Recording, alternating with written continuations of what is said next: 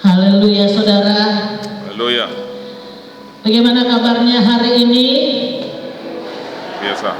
Luar biasa Bapak Ibu Saudara. Amin. Kalau Bapak Ibu Saudara ada di sini bukan kebetulan. Amin. Kita tahu semua hidup kita selalu dalam genggaman tangan Tuhan. Dan kalau kita ada di sini, itu bukti kesetiaan Tuhan kepada kita. Dan bagaimana kita sudah dipelihara Tuhan dalam 1 minggu ini. Biarlah kita terus bersyukur dan terus mencari kehendak Tuhan dan hadirat Tuhan. Saya sangat diberkati lewat puji-pujian dan dinaikkan. Karena setiap pujian itu adalah pengagungan kita kepada Tuhan. Mengingat semua akan kebaikan Tuhan, kasih setia Tuhan Dia tujukan kepada kita. Bapak Ibu Saudara, saya percaya kalau hari-hari ini Tuhan banyak mengajar kita. Termasuk saya banyak diajarin terus sama Tuhan. Dan saya mau belajar terus lewat kebenaran firman Tuhan. Saya percaya juga Bapak Ibu sudah banyak mengalami kebaikan Tuhan. Namun hari-hari ini ada hal yang mungkin yang saya mau coba angkat, yaitu bagaimana kehidupan anak-anak Tuhan, keseharian anak-anak Tuhan, apakah benar-benar hidupnya sudah menjadi kesaksian? Ya, kesaksian itu penting saudara. Karena firman Tuhan berkata, dalam hati kita percaya, dengan mulut kita mengaku. Amin. Jadi harus sinkron. Dari hati kita percaya Tuhan Yesus, lewat mulut, lewat perkataan kita mengakui bahwa Tuhan Yesus yang saya sembah adalah Tuhan yang berdaulat sepenuhnya atas hidup saya, dan saya percaya penuh Dialah juru selamat saya satu-satunya. Jadi harus seimbang. Jadi hari ini saya mau mengangkat firman Tuhan tentang kekuatan dari yang namanya kesaksian orang percaya. Amin. Apa temanya Bapak Ibu? Boleh diulangi? Mungkin saya ulang sekali lagi, mungkin belum fokus ya. Ayo fokus dulu ke depan. Jangan fokus dengar-dengar yang lain. Arahkan telinga kita untuk dengar firman. Temanya hari ini adalah kekuatan kesaksian orang percaya. Apa saudara? Amin. Ya. Jadi kesaksian itu ada kuasanya, ada kekuatannya. The power of testimony bagi orang-orang percaya, bagi anak-anak Tuhan. Dan itu harus menjadi gaya hidup saudara. Dan harus saudara lakukan terus-menerus selama saudara mengaku anak Tuhan. Selama identitas saudara agama Kristen. Dan berjemaat di GPDI Gajah Mada. Ya. Kita harus pastikan bahwa label kita, identitas kita anak Tuhan bukan hanya menyatakan oh saya Kristen, tapi bagaimana kesaksian kita bagi banyak orang. Bapak Ibu, kita sama-sama baca dulu ayat pertama kita untuk kita bangkit berdiri di 1 Yohanes pasal 5. 1 Yohanes pasal 5. Kita bangkit berdiri semua. 1 Yohanes pasal yang kelima ayat yang ke-11. 1 Yohanes pasal 5. 1 Yohanes pasal 5 ayat yang ke-11. Kita akan baca sama-sama ayat ini dalam hitungan yang ketiga. 1, 2, 3. Dan inilah kesaksian itu, Allah telah mengaruniakan hidup yang kekal kepada kita, dan hidup itu ada di dalam Anaknya. Puji Tuhan, silakan duduk. Amin. Ayat ini mengantar kita untuk masuk dalam satu kehidupan yang penuh dengan kesaksian. Ya, firman Tuhan bilang begini, dan inilah kesaksian itu, Allah telah mengaruniakan hidup yang kekal kepada kita, dan hidup itu hanya ada di dalam Anaknya, yaitu Tuhan Yesus Kristus. Amin. Jadi kesaksian itu apa? Yang pertama, kita sudah dikaruniai hidup yang kekal. Amin. saudara tak bisa bersaksi kalau saudara belum terima Yesus. Kalau saudara belum menerima keselamatan. Apa itu? Hidup yang kekal, yang ada hanya di dalam anaknya. Siapa? Yaitu Tuhan Yesus Kristus. Kalau saudara sudah punya keyakinan, pengakuan bahwa kita orang yang sudah ditebus oleh darah Yesus, saya mengaku Yesus Kristus adalah Tuhan dan menerima dia sebagai juru selamat pribadi. Biasanya kalau dalam satu pelayanan ada saat kita mengantar satu orang atau bahkan mungkin satu keluarga untuk kita bawa dia untuk terima Yesus.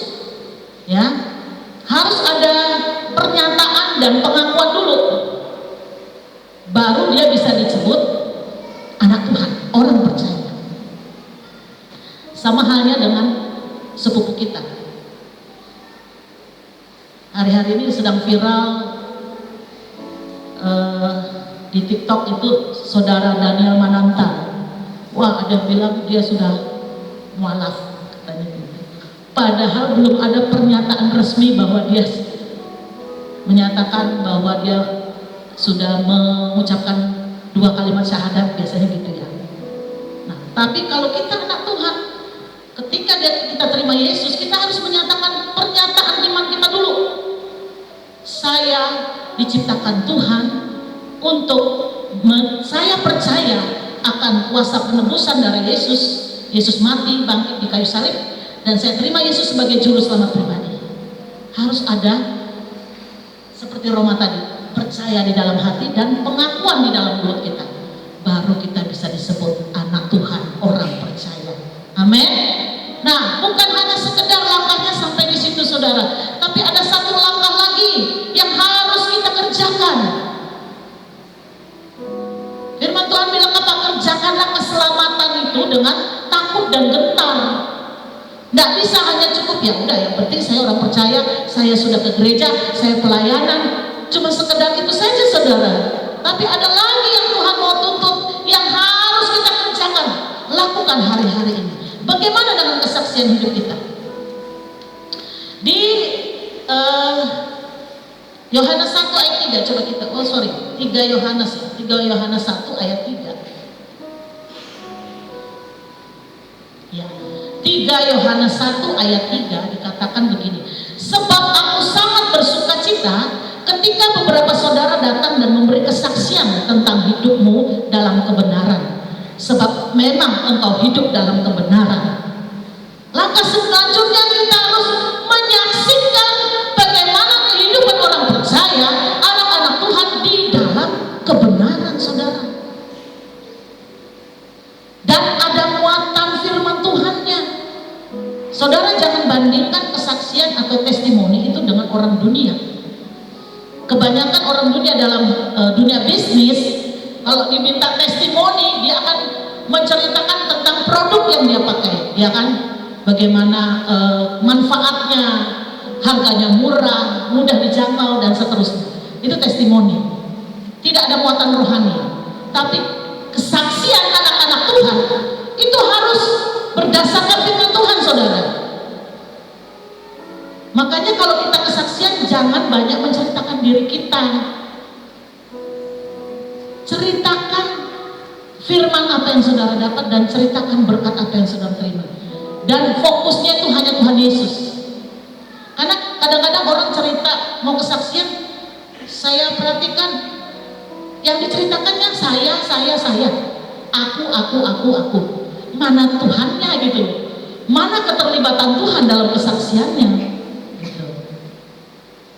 Jadi 80% itu harus menyatakan Tuhan yang berdaulat atas hidup saya. Walaupun secara manusia saya tidak bisa lakukan, tapi karena Tuhan yang berdaulat penuh atas hidup saya bisa melewati banyak macam rintangan dan tantangan. Itu baru kesaksian saudara. Jadi kesaksian jangan melulu bicara kita, bicara tentang Tuhan, bicara tentang firman, ceritakan itu, dan harus jadi gaya hidup saudara. 2 macam kesaksian itu, pertama lewat sikap hidup kita. Seperti apa saudara? kisah tentang Yusuf. Yusuf yang dibuang oleh saudara-saudaranya. Di dalam cerita Yusuf, jarang ya Yusuf tuh maksudnya ada, tapi tidak terlalu banyak yang dia saksikan. Tapi dari hidupnya, kesaksian hidupnya ketika dia dibuang di Mesir, pada akhirnya dia menjadi orang kedua di negara itu. Bahkan abang-abangnya yang sudah membuang dia, pada akhirnya dia yang kasih makan, saudara, waktu kelaparan. Nah, itu kesaksian Yusuf, ya, bagaimana dia memberkati keluarganya yang tadinya membenci dia, akhirnya dia memberkati keluarga-keluarganya, abang-abangnya, saudara. Waduh, kalau saudara baca kisah Yusuf itu sedih banget, saudara. Itu kalau dibikin drama itu pasti menguras air mata. Bagaimana Yusuf waktu pertama kali ketemu abang-abangnya, dia itu udah nahan nangis gitu, sampai dia berpaling, dia nangis keras-kerasnya, dia pergi menjauh biar gak didengar abang-abangnya. Abangnya pada gak ada yang kenal sama dia. Tapi bagaimana hidupnya diubah Tuhan.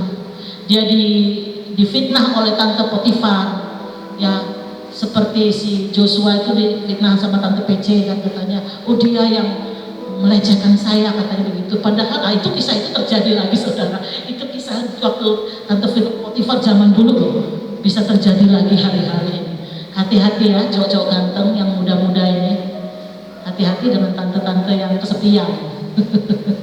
Kadang-kadang kita kejebak seperti itu.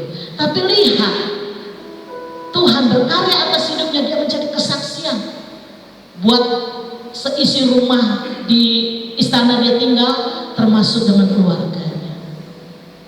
Dari gaya hidup kita, saudara, kita baca di dalam 2 Korintus 10 ayat 3, firman Tuhan bilang seperti ini.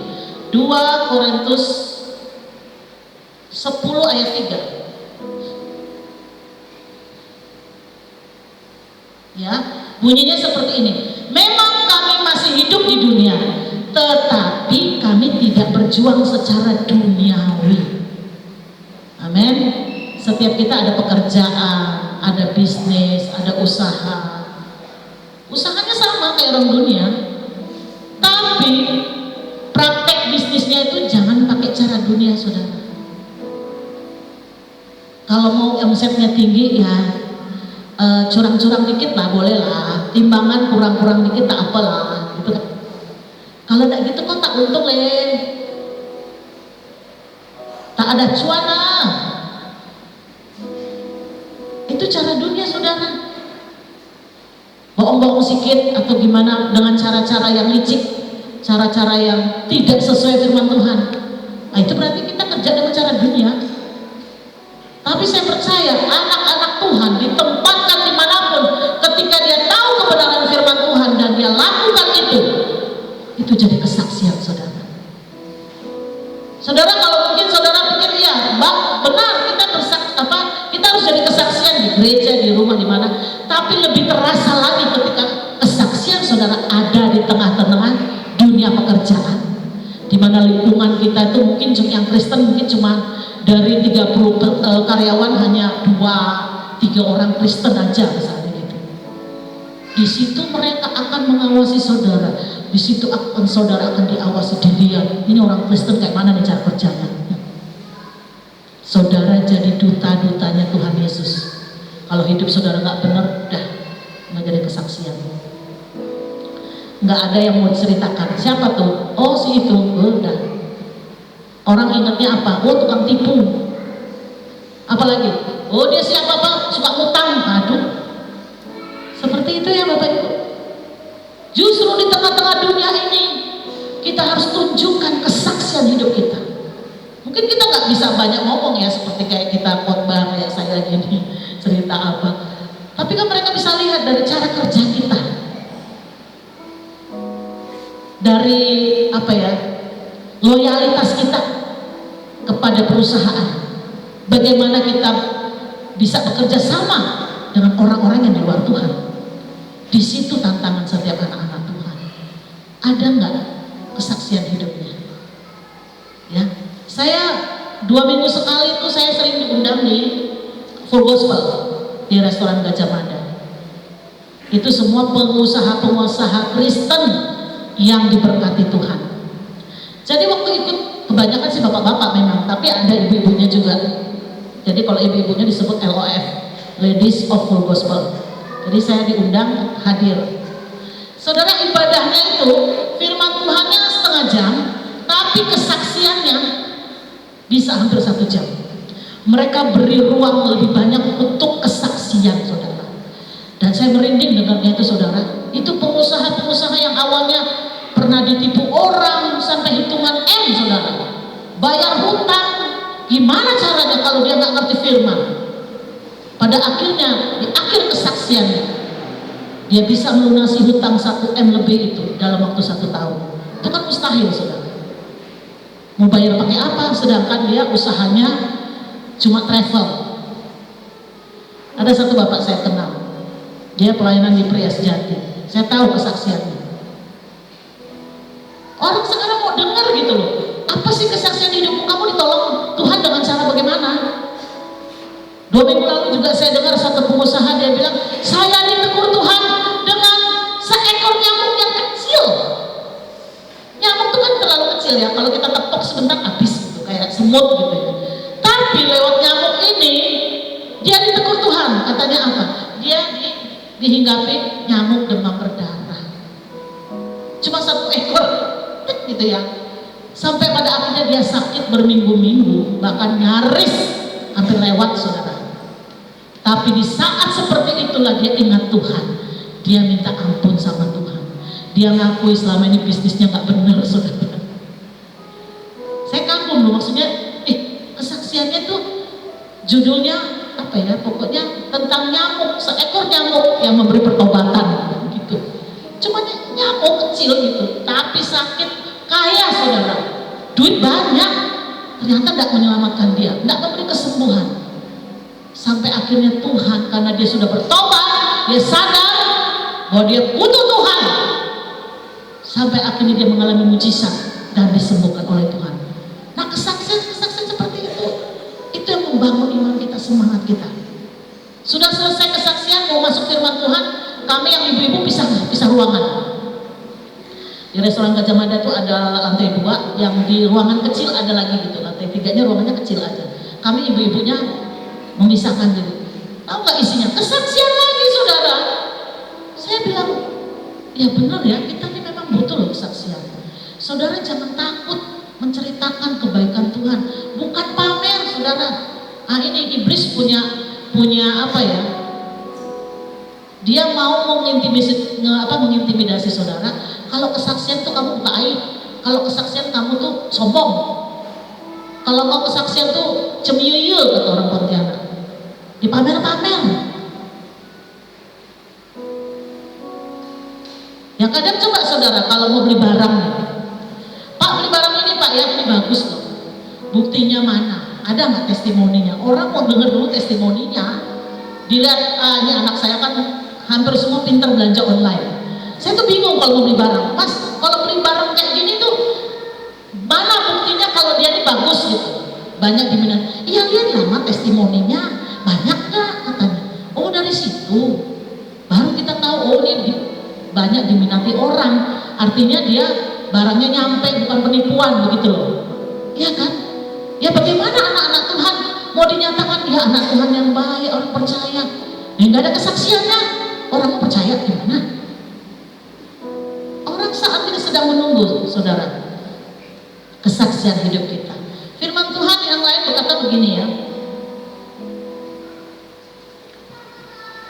di 1 Yohanes 5 ayat 10, kembali ke 1 Yohanes 5 ayat 10. 1 Yohanes 5 ayat 10 berkata seperti ini. Barang siapa percaya kepada anak Allah, ia mempunyai kesaksian itu di dalam dirinya. Barang siapa tidak percaya kepada Allah, ia membuat dia menjadi pendusta, karena ia tak percaya akan kesaksian yang diberikan Allah tentang anaknya. Ya saudara, dunia sedang menanti kesaksian hidup kita. Hari-hari ini saudara, jangan pikir gimana mau bersaksi. Orang kehidupan pas-pasan, dari dulu juga gak ada, omset juga gak naik. Justru ini tantangannya saudara. Dalam kondisi seperti ini, saya percaya Bapak Ibu Saudara pasti punya kesaksian. Amin. Justru dalam keadaan dunia bergoncang, aku tadi udah jelas. Ku mau selalu bersyukur sebab cintamu padaku takkan pernah berubah. Hatiku percaya. Berikutnya, walau bumi bergoncang. Bumi sedang bergoncang. Dunia keuangan sedang bergoncang. Ekonomi dunia sedang bergoncang, saudara.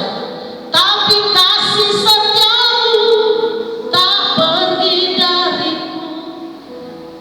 Saudara, lagu lama walaupun lagu yang pujian, saya nangis saudara, saya ingat kebaikan Tuhan.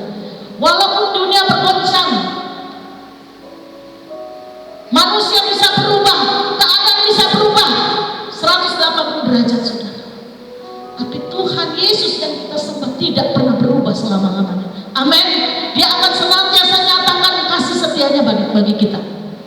Amin.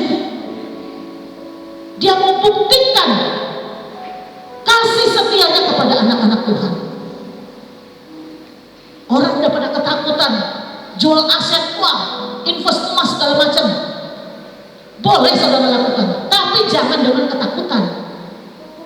Kalau saudara lakukan dengan ketakutan, itu datangnya dari iblis, bukan dari Tuhan.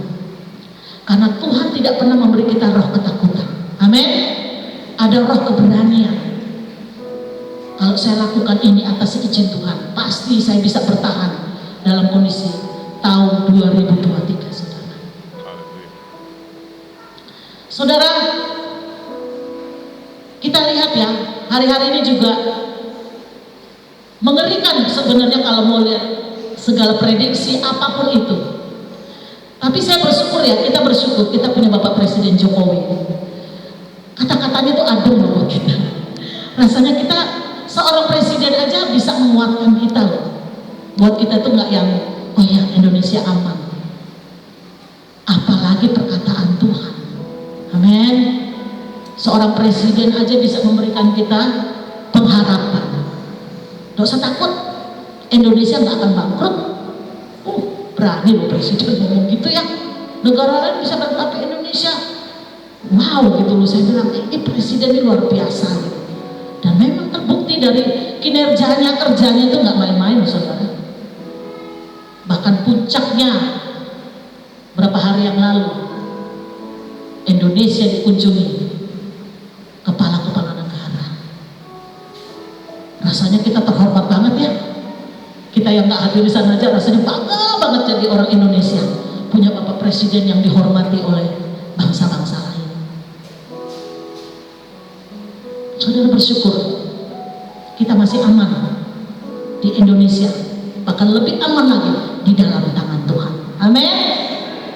Jadi pastikan setiap kita, mari jadikan itu kesaksian, bukan dari gaya hidup, tapi dari kesaksian, cerita kita, sharing kita, perkataan kita. Ada satu kisah bagaimana perkataan seorang perempuan yang berjumpa dengan Yesus menjadi kesaksian bagi kotanya, bahkan lewat ceritanya satu kota bertobat terima Yesus. Saudara tahu cerita siapa?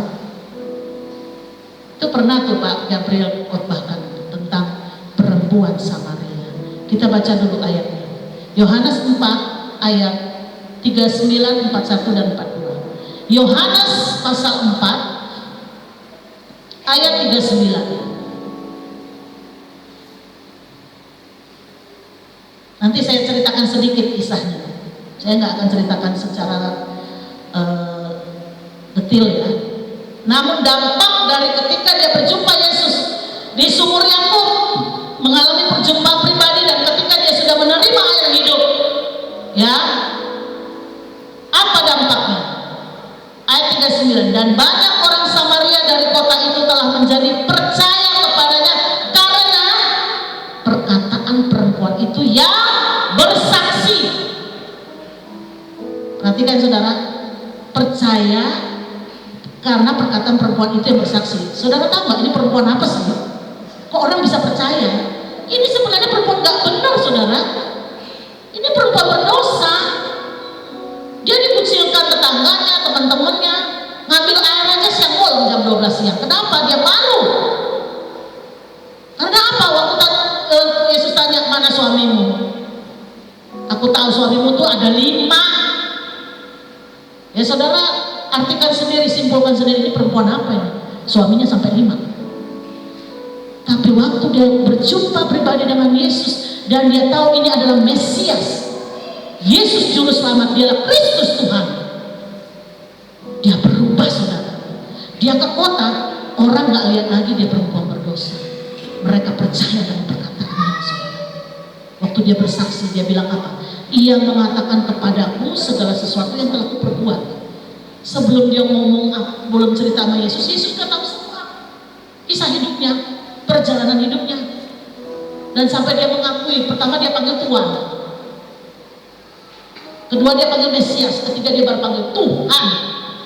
Baru dia sadar, ternyata ini bukan manusia biasa. Ayat 41 bilang begini, saudara. Dan lebih banyak lagi orang yang menjadi percaya karena perkataannya. 42. Dan mereka berkata kepada perempuan itu, kami percaya, tetapi bukan lagi karena apa yang kau katakan, sebab kami sendiri telah mendengar dia, dan kami tahu bahwa dialah benar-benar juru selamat dunia. Boleh beri tepuk tangan, saudara. Haleluya. Ini kesaksian orang gak benar tadinya nih, saudara, yang suaminya tuh 5. Tapi bisa menggoncangkan satu kota lewat perkataannya dalam jangka waktu 1 hari loh, saudara. Kita nggak bilang beberapa hari kemudian, nggak ada. Saya cari, enggak loh, saudara. Itu dalam hitungan jam.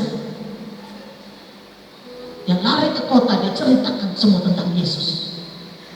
Satu kota bertobat dalam waktu 1 hari, saudara.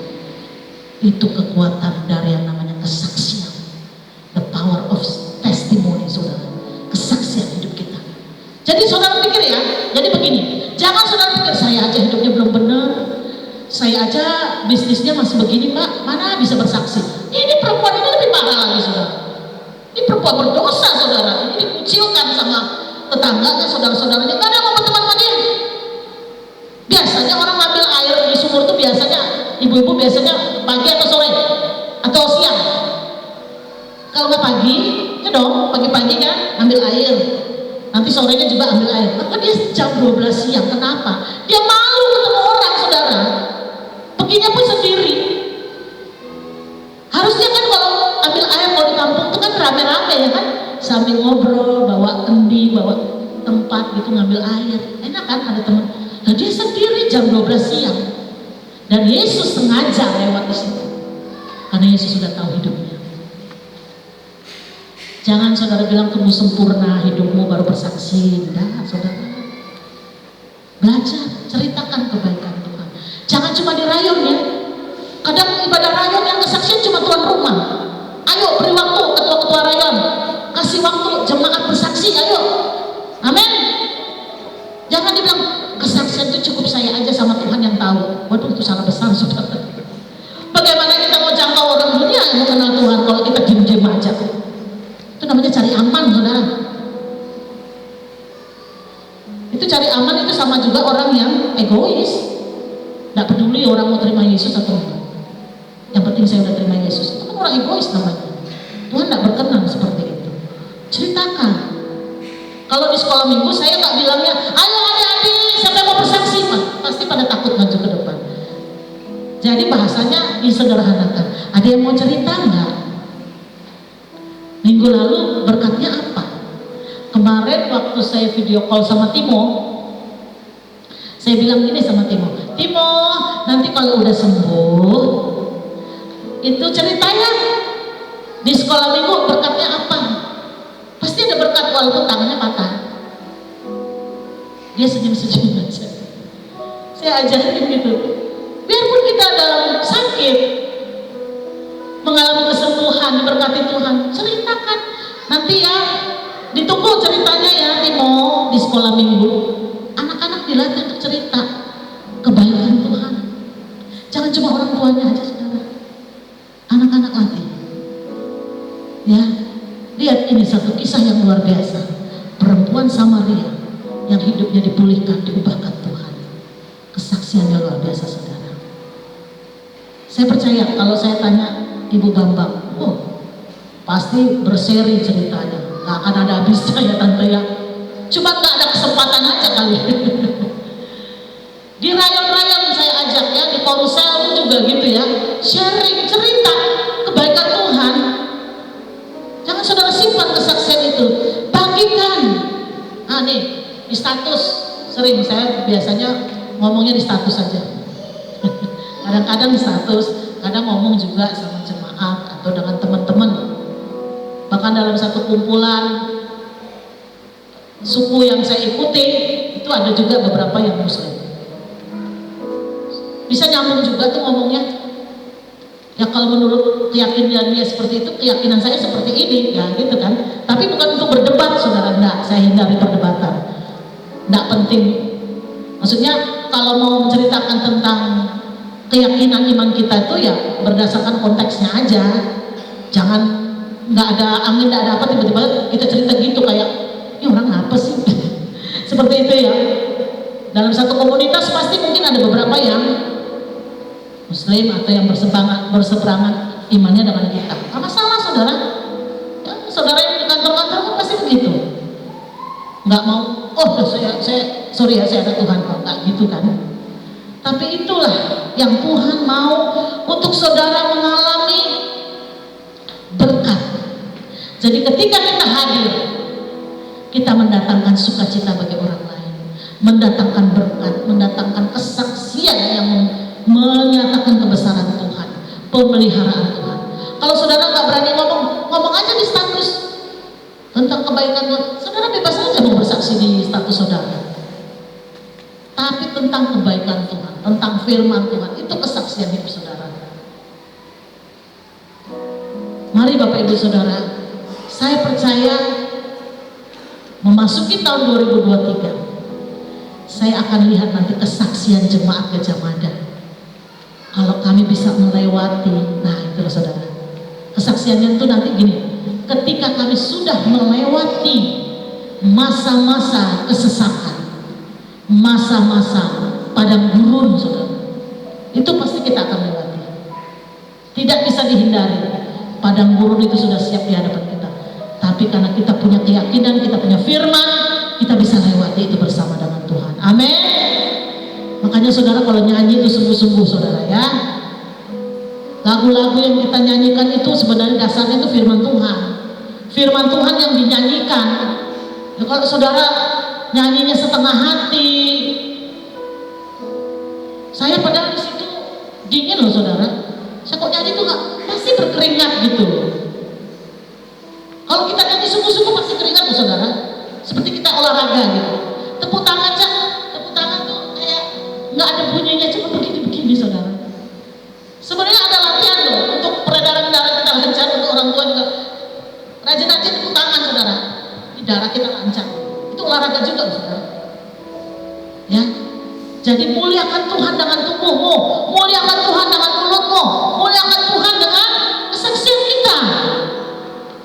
Maka saya percaya kalau hidup kita itu jadi berkat bagi orang lain, Tuhan dimuliakan, berkat yang melimpah Tuhan sudah sediakan buat kita. Amin. Mari kita sungguh-sungguh lebih lagi kepada Tuhan dan menyatakan iman kita kepada Tuhan, ya.